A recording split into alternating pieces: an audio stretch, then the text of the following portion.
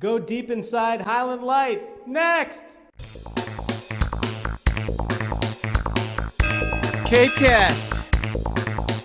Howdy, folks. I'm Eric Williams, and welcome to CapeCast, the official webcast of the Cape Cod Times for October 22nd. We'll head toward the light, Highland Light in Truro, in the second half of the show.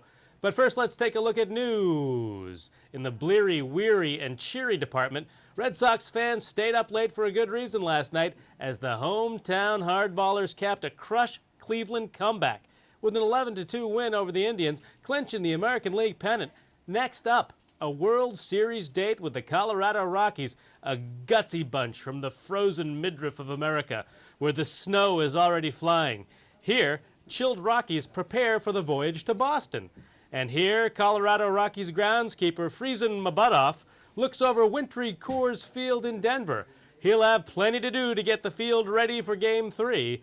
In other news, Highline Cruise's Great Point passenger ferry destroyed a finger pier in Hyannis Harbor at around 6 p.m. yesterday when mechanical controls failed as it maneuvered a turn into its berth.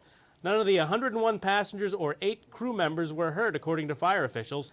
A quick traffic note. The Sagamore Bridge will be narrowed down to one lane in each direction this week for bridge repairs, so you may want to make it a born supremacy kind of week. Hey, speaking of traffic, CapeCast was lucky enough to visit the first traffic light on Cape Cod recently, Highland Light in Truro. Welcome to Highland Light, a.k.a. Cape Cod Light in Truro. A giant, wonderful flashlight that was a beacon for ships coming over from Europe back in the tough old days. They'd see this and know it was a left for New York, a right for Boston. It's great to be here. Situated on a cliff 183 feet above sea level, Highland Light, also known as Cape Cod Light, was the first of the lighthouses of the Cape. Construction of the lighthouse was prompted by numerous shipwrecks in the dark chasm between Cape Ann and Nantucket. The original lighthouse was authorized by George Washington in 1796. This is the first light you pick up coming in from Europe. So this is the first warning you pick up coming in from Europe. It's designed to be seen 28 miles at sea. So the lighthouse gives you the opportunity to cruise. Come straight in and be cool, because it'll be on all night long.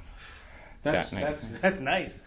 We're off season. Welcome to Home the CapeCast, the lighthouse. Oh. There's a tradition in New England that almost every single lighthouse has a ghost story in it.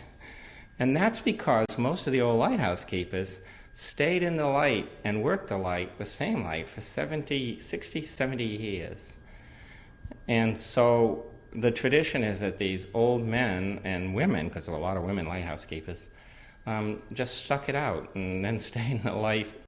Their souls stay in the light forever. It's an old tradition, and I'm not asking anyone to buy it in the 21st century. Is there someone here who fits that description? This light has its own stories, and if you come up here at 2 or 3 o'clock in the morning, and I've a couple of times done this, and instead of turning on the electric lights of the 21st century, you carry an oil lamp, and it wags around in the high winds and the snow and whatever you're coming up in.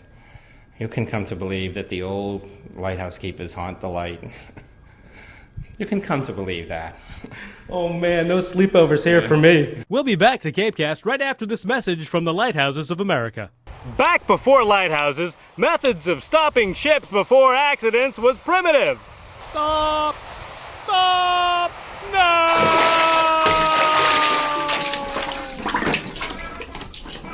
And with today's lighthouse technology, it's smooth sailing. Brought to you by the Lighthouses of America. Check out TruroHistorical.org for info on off-season tours of the lighthouse. Now let's beam over to the world of sports.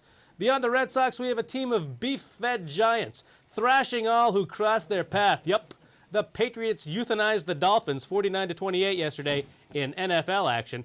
Okay, let's check the all-important Cape and Islands weather forecast, backed by agricultural shots from my backyard. We have tobacco, tomatoes, mullein, and asters still thriving.